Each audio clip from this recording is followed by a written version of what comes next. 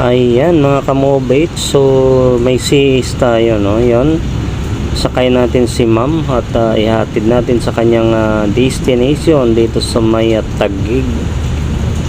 So tara, samahan niyo ako mga kamobate at sa mga kapwa ko rider yan, ride safe mga kapatid. Mag-ingat po tayo lagi sa ating pagmamaniho. Huwag masyado tayo magmamadali at mayroon tayong pamilyang nag-aantay na sa ating pag-uwi, no?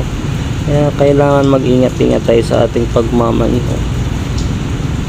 Ayun, ihatid natin si ma'am ng ligtas sa kanyang patutunguhan. At tayo nga gaya mga kapatid ay minsan nalilito pa sa mga lugar na ating hindi napupuntahan dahil syempre hindi naman pamilyar sa ating